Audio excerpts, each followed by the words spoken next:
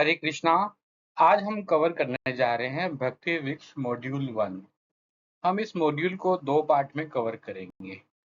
तो आइए हम स्टार्ट करते हैं। और स्टार्ट करने से पहले हरे कृष्णा महामंत्र का जाप करते हैं। हरे कृष्णा कृष्णा कृष्णा हरे हरे, हरे रामा रामा रामा हरे हरे। भक्ति वृक्ष मॉड्यूल का पहला चैप्टर है आध्यात्मिक उन्नति। तो इसके लिए हमें पहले समझना पड़ेगा।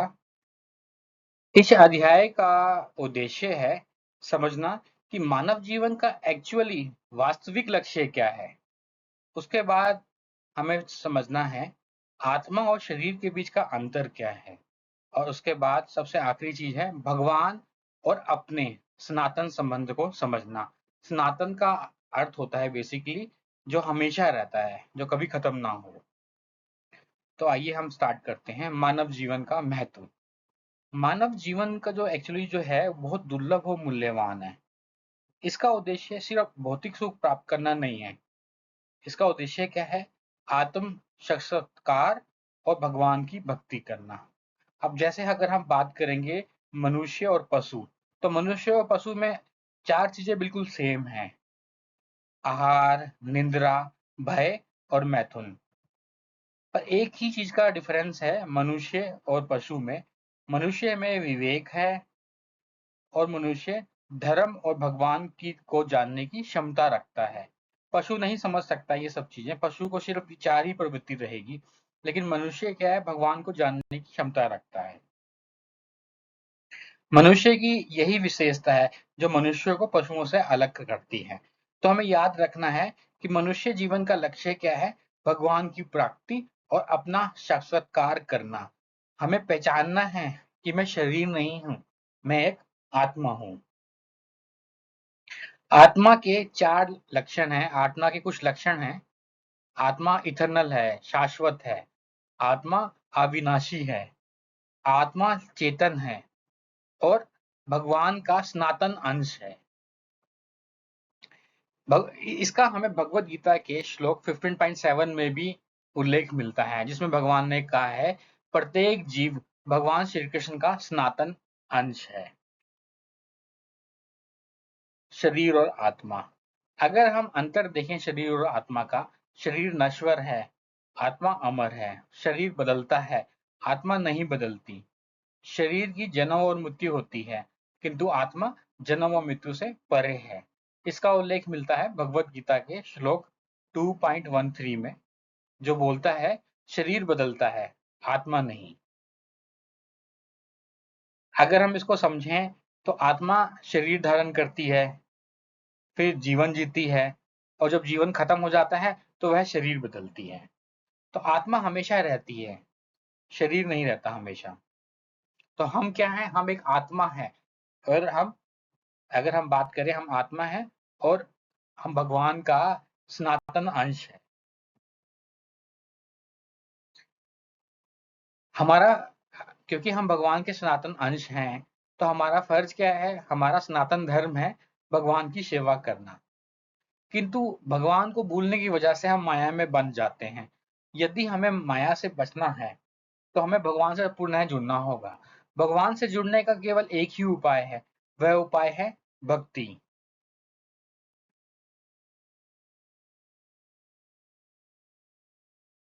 क्योंकि हमारा अगर हम उल्लेख करें मनुष्य जीवन का, तो हर व्यक्ति किसी न किसी की सेवा करता है। चाहे वो परिवार हो, समाज हो, देश हो या संस्था हो।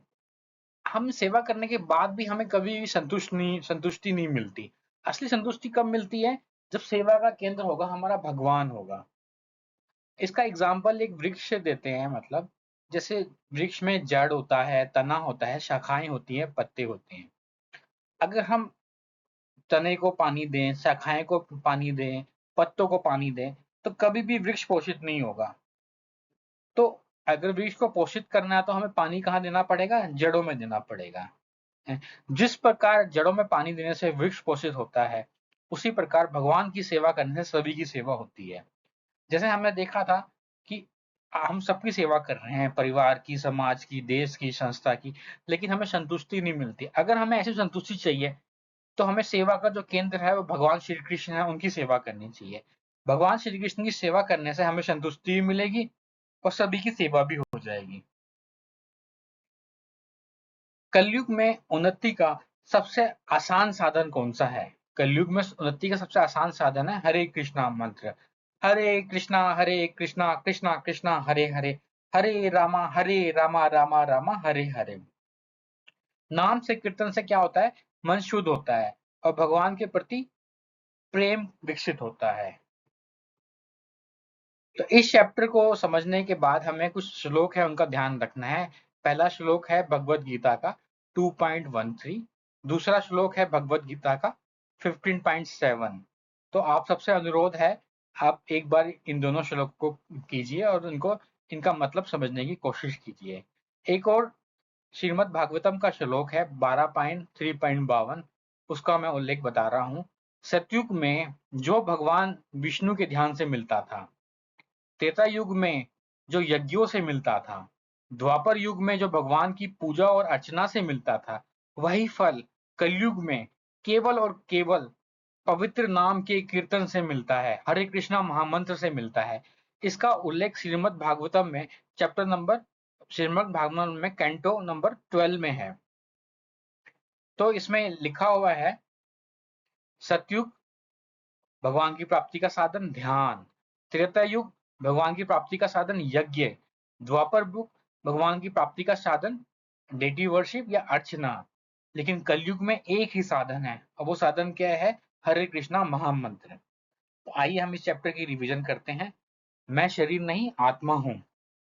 आत्मा भगवान का सनातन अंश है। मनुष्य जीवन का लक्ष्य केवल और केवल आत्म साक्षात्कार है और भगवान की सेवा करना है। और भगवान की सेवा करने से सभी की सेवा हो जाती है। अगर हम भगवान को संतुष्ट कर देंगे भगवान, तो सब लोग संतुष्ट हो जाएंगे। और कलयुग में केवल और केवल हरि नाम संकीर्तन सबसे बड़ा सर्वोत्तम साधन है। अध्याय 2 में हम समझेंगे कि पूर्व जन्म का विज्ञान क्या है।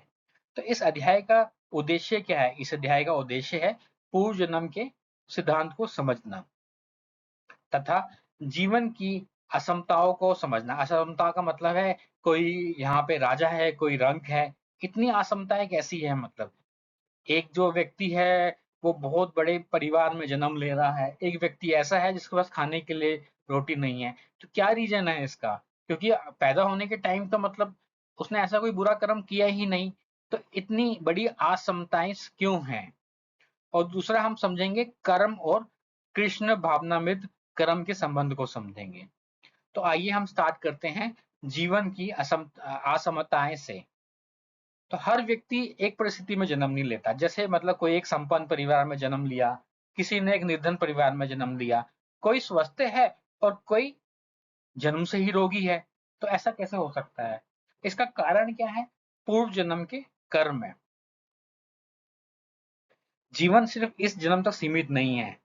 वर्तमान जन्म जो है हमारा, उसका रीजन क्या है? पहले पूर्व जन्म के कर्मों का परिणाम। और जो भविष्य है वो हमारा वर्तमान के कर्मों पर निर्भर है। जो हम अभी करेंगे उसका रिजल्ट हमें कब मिलेगा? भविष्य में मिलेगा। और जो हमने पहले कर्म करे हैं, चाहे वो पूर्व जन्म के हो, उसका रिजल्ट हम अभी ले रहे हैं। कर्म का नियम बिल्कुल सिंपल है। जैसा कर्म करोगे आपको वैसा फल मिलेगा। यदि आप अच्छे कर्म करोगे तो आपको शुभ फल मिलेगा, यदि आप बुरे कर्म करोगे तो आपको दुख मिलेगा। तो एक ही तरीका है, क्या है वो? कृष्ण भावनामृत कर्म। अगर हम कृष्ण भावनामृत कर्म करेंगे तो हम कर्म बंधन से मुक्ति पा लेंगे। कृष्ण भावनामृत कर्म का अर्थ है भगवान कृष्ण के लिए कर्म करना, जिसको हम अकर्म भी बोलते हैं। बुरे कर्म का बेसिकली मतलब है विकर्म। कृष्ण भावनामृत की विशेषता, सबसे बड़ी विशेषता क्या है? अगर हम कृष्ण भावनामृत कर्म करते हैं तो हमारी जो आध्यात्मिक प्रगति होती है कभी व्यर्थ नहीं जाती। अगर इस जन्म में हमारी साधना अधूरी भी रह जाए तो अगले जन्म में हम उससे आगे से बढ़ते हैं। यदि हम कृष्ण भावनामृत में हो और किसी वजह से मतलब हम आगे नहीं बढ़ पाए और वहीं पे रुक जाएं, तो अगले जन्म में हम स्टार्टिंग से स्टार्ट नहीं करेंगे, हम उससे आगे से स्टार्ट करेंगे। तो जो आध्यात्मिक प्रगति होती है कभी भी व्यर्थ नहीं जाती। इस मार्ग में सबसे बड़ी चीज क्या है, मतलब हम जो महान भय है ना उससे हमारी रक्षा होती है। यह है आप भगवत गीता के श्लोक नंबर 2.40 में लिखा है। वो बोलता है अगर हम इस मार्ग में हैं तो जो महान भय है उससे हमारी रक्षा होती है। कलयुग में भगवान का एक खास उपहार है। कलयुग में क्या है, श्री कृष्ण भगवान ने नाम अवतार के रूप में अवतार लिया है, और वो क्या है, वो महामंत्र है। इसलिए आइए मिलके महामंत्र का जाप करते हैं। हरे कृष्णा कृष्णा कृष्णा हरे हरे, हरे रामा रामा रामा हरे हरे। नाम जाप से पापों का नाश होता है और आध्यात्मिक उन्नति होती है। साथ में एक और चीज बहुत इंपॉर्टेंट है, प्रचार की। भगवान अपने प्रतिनिधियों और जीवों को उद्धार करने के लिए पृथ्वी में भेजते हैं। तो भक्त का कर्तव्य क्या है, भगवान का संदेश फैलाना, लोगों को कृष्णा भावनामृत से जोड़ना। क्योंकि कृष्णा भावनामृत ऐसा है जो हमें अपने कर्मों के बंधन से बचाता है। तो अगर हमें जीवों को उनके कष्ट दूर करने में सहायता करनी है तो हमें प्रचार करना चाहिए भगवान का। कुछ इंपॉर्टेंट श्लोक हैं जो हमें रिवाइज करने चाहिए इस चैप्टर को समझने के लिए। भगवत गीता 2.40, भगवत गीता चैप्टर नंबर 4 श्लोक नंबर 7 और हरे कृष्णा महामंत्र। तो आज इस चैप्टर में हमने सीखा कि जीवन की विभिन्न असमानताओं का कारण क्या है। तो ये जो कारण है वो हमारे पुराने जन्म के कर्म है। हम जो इस जन्म में, वर्तमान जन्म में जो कर्म करेंगे उस वो हमारा भविष्य बताएगा। और अपने कर्म को बदलने का एक ही सर्वोत्तम मार्ग है, वो क्या है, कृष्ण भावनामृत कर्म। दूसरा क्या है, कृष्ण भावनामृत जो कर्म होते हैं, मतलब है उसमें जो हमारी प्रगति होती है, आध्यात्मिक प्रयास होता है, कभी व्यर्थ नहीं जाता। अगर किसी वजह से हम उस मार्ग से भटक भी जाएं तो जब अगला जन्म होगा हमारा, हम उससे आगे ही बढ़ेंगे। और कलयुग में सबसे बड़ा जो साधन है भगवान को प्राप्त करने का, वो हरि नाम मंत्र है। अब हम अध्याय 3 में पहुंच गए हैं। अध्याय 3 में हम पहुंचेंगे, आत्म साक्षात्कार का विज्ञान के बारे में समझेंगे। हमारा उद्देश्य क्या है इस चैप्टर का, शरीर और आत्मा का अंतर समझना, स्थूल शरीर क्या है और सूक्ष्म शरीर क्या है उसको जानना, कलयुग में आध्यात्मिक प्रगति का उपाय समझना, और प्रचार के महत्व को समझना। तो जैसे हमने पहले चैप्टर में भी समझा था, बॉडी क्या है, सोल क्या है। तो शरीर क्या है, जन्म लेता है, उसके बाद क्या होता है शरीर का, वो बदलता है, फिर वृद्ध हो जाता है, फिर मृत्यु को प्राप्त होता है। तो ये देह की प्रवृत्ति है। जो जीवन होता है ना देह में, वो कैसा होता है, शिशु होता है, फिर वो बालक बनता है, फिर युवा होता है, वो वृद्ध होता है, फिर वो मर जाता है। व्यक्ति वहीं रहता है क्योंकि आत्मा नहीं बदलती, सिर्फ जीव की देह बदलती है। आत्मा क्या होती है, आत्मा हमारी नित्य होती है, अविनाशी होती है, चेतन होती है। शरीर बदलता है, आत्मा नहीं बदलती। शरीर नष्ट होता है, आत्मा नष्ट नहीं होती। आत्मा क्या होती है, एक शरीर से दूसरे शरीर में जाती है। जैसे हम कपड़े बदल के नए कपड़े पहनते हैं, उसी प्रकार आत्मा पुराने शरीर को छोड़ के नया शरीर धारण करती है। अब हम समझते हैं स्थूल शरीर क्या है और सूक्ष्म शरीर क्या है। स्थूल शरीर को ग्रॉस बॉडी भी कहा जाता है। स्थूल शरीर का मतलब क्या है, कि वह शरीर जो हड्डी, रक्त, मांस और त्वचा से बना है, ये मृत्यु के बाद इमीडिएटली इसका अंत हो जाता है। सूक्ष्म शरीर को सब्टल बॉडी भी बोलते हैं। सूक्ष्म शरीर क्या है, सूक्ष्म शरीर की 3 पार्ट होते हैं, मन, बुद्धि और अहंकार। मृत्यु के बाद हमारा स्थूल शरीर खत्म हो जाता है, लेकिन सूक्ष्म शरीर आत्मा के साथ दूसरे शरीर में जाता है। मृत्यु के समय हमारा क्या होता है, जीवात्मा जो होती है, जीवात्मा मतलब हमारी जो आत्मा होती है, वो सूक्ष्म शरीर के साथ पुराना शरीर छोड़ती है और नया शरीर धारण करती है। और जो हमें नया जन्म मिलता है और जो नया शरीर मिलता है, हमें कर्मों के हिसाब से मिलता है। तो हमें ध्यान रखना है कि जब हम दूसरे शरीर को जाएंगे तब साथ में हमारा सूक्ष्म शरीर भी होता है, जिसमें हमारी मन, बुद्धि और अहंकार होता है। अब जैसे हम कलयुग की स्थिति को देखते हैं, कलयुग में क्या है, मतलब श्रीमद् भागवतम के अनुसार कलयुग में ये लक्षण है। पहला लक्षण क्या है? कलयुग में हमारी आयु कम है, कलयुग में आलस बहुत ज्यादा है, कलयुग में भ्रम बहुत है, कलयुग में मानसिक अशांति है और आध्यात्मिक रुचि बहुत कम है। तो इस कलयुग में इस स्थिति को देखते हुए एक ही उपाय है। वो उपाय क्या है? हरिनाम संकीर्तन। हरे कृष्णा कृष्णा कृष्णा हरे हरे, हरे रामा रामा रामा हरे हरे। तो कलयुग में सबसे ज्यादा महत्व है प्रचार का। श्री चैतन्य महाप्रभु जी का भी यही आदेश था। श्री चैतन्य महाप्रभु ने एक बहुत अच्छा वाक्य बोला था, यारे देख तारे कह कृष्ण उपदेश। यारे देख का अर्थ है जिसको भी मिलो उसको बताओ। तो यारो देख तारे कह कृष्ण उपदेश, जिसको भी मिले उसे बताओ भगवान श्री कृष्ण का संदेश। जिसे भी मिलो उसे श्री कृष्ण भगवान का संदेश बताओ तथा भगवत गीता और शास्त्रों का संदेश देके कृष्णा भावनामृत का प्रचार करो। तो हम सब भक्तों का फर्ज है कि भगवान के संदेश को फैलाना, लोगों को कृष्णा भावनामृत से जोड़ना और भगवान के आदेश का पालन करना। तो आइए मिलके बोलते हैं, यारे देख तारे कह कृष्ण उपदेश। एक और महत्वपूर्ण श्लोक है, ये हमारा बहनदीय पुराण का है 38.126। हरे नाम केवलम, कलो नाथ से गतिरान्यता। इसका अर्थ है, हरे नाम का अर्थ है भगवान हरि का पवित्र नाम, ए केवलम ही केवल मात्र, कलो कलयुग में, नास्ति एव गति अन्यथा, कलयुग में बिल्कुल नहीं है और कोई मार्ग इसके अलावा।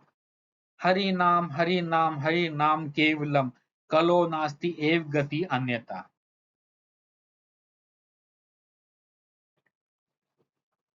तो आइए इसका रिवीजन करते हैं। आत्मा शाश्वत है, शरीर बदलता है, स्थूल शरीर का अंत होता है, लेकिन सूक्ष्म शरीर आत्मा के साथ ही रहता है। कलयुग में हरि नाम संकीर्तन ही सर्वोत्तम है। प्रत्येक भक्त का कर्तव्य है कि उसको कृष्णा भावनामृत का प्रचार करना है। Chapter number 4। चैप्टर नंबर 4 भी हमारा आत्म साक्षात्कार का विज्ञान से रिलेटेड है। इस चैप्टर में हम समझेंगे कि दूषित चेतना क्या होती है और महामंत्र की शक्ति क्या है, नाम जाप और कीर्तन का महत्व क्या है और प्रचार के महत्व को भी हम समझेंगे। हमारी चेतना दूषित क्यों है? हमारी चेतना के दूषित होने का मतलब क्या है? जो हम जीव है ना, बेसिकली वो मूलता से वो शुद्ध चेतना वाले ही होते हैं, लेकिन जैसे ही ये भौतिक संसार के संपर्क में जाते हैं तो चेतना क्या होती है? दूषित हो जाती है। इस दूषित चेतना को हम माया बोलते हैं। जब हमें लगता है कि मैं इस शरीर का स्वामी हूं तो उसका मतलब माया हम पे हावी हो रही है और हमारी चेतना दूषित हो गई है। बल्कि हमें क्या समझना चाहिए? हमें समझना चाहिए मैं भगवान श्री कृष्ण का सेवक। दूसरी चेतना का अर्थ माया है और शुद्ध चेतना का मतलब है कृष्णा भावनामृत। चेतना कैसे शुद्ध होती है? चेतना शुद्ध करने का सबसे आसान उपाय क्या है? हरे कृष्णा महामंत्र, हरे कृष्णा कृष्णा कृष्णा हरे हरे, हरे रामा रामा रामा हरे हरे। यह दिव्य ध्वनि है। ये चेतना को शुद्ध करती है, भगवान के प्रति प्रेम को जागृत करती है। तो जब भी हम हरे कृष्णा महामंत्र बोलते हैं हमारी चेतना शुद्ध होती है और भगवान के प्रति हमारा प्रेम जो है वो जागृत होता है। आइए अर्थ समझे इस महामंत्र का। महामंत्र में 3 बीज मंत्र हैं, हरे, कृष्ण और राम। हरे का मतलब क्या है? भगवान की आंतरिक शक्ति। भगवान की आंतरिक शक्ति कौन है? श्रीमती राधा रानी। कृष्ण का मतलब क्या है? सर्व आकर्षक भगवान। राम का अर्थ है परमानंद के स्रोत भगवान। तो एक तरह से ये प्रार्थना है, हे राधा रानी, हे कृष्ण, कृपया मुझे अपनी सेवा में लगा दीजिए। महामंत्र एक छोटे बच्चे की पुकार की तरह है जो रोते हुए अपनी माँ को बुलाता है। जैसे एक छोटा बच्चा अपनी माँ को बुलाता है तो माँ दौड़ के आती है, उसे गोद में उठाती है और शांत करती है, फिर उसको पिता के पास पहुंचा देती है। उसी प्रकार हरे कृष्णा महामंत्र में हम भगवान से प्रार्थना कर रहे हैं, हे श्रीमती राधा रानी, मैं आपकी शरण में हूँ, कृपया मुझ पर कृपा करें, मेरे हृदय को शुद्ध करें और मुझे योग्य बना दें ताकि मैं भगवान श्री कृष्ण की प्रेममयी सेवा को प्राप्त कर सकूं। हे भगवान श्री कृष्ण, मुझे अपनी सेवा में स्वीकार कीजिए। तो जब भी हम हरे कृष्णा महामंत्र बोलते हैं तो हम इन 3 बीज मंत्रों के द्वारा भगवान से प्रार्थना करते हैं, हे श्रीमती राधा रानी, मैं आपकी शरण में हूँ, कृपया मुझ पे कृपा करें, मेरे हृदय को शुद्ध कर दें और मुझे इस योग्य बनाएं कि मैं भगवान श्री कृष्ण की शुद्ध प्रेम में सेवा प्राप्त कर सकूं। भगवान श्री कृष्ण कृपया मुझे अपनी सेवा में स्वीकार करें।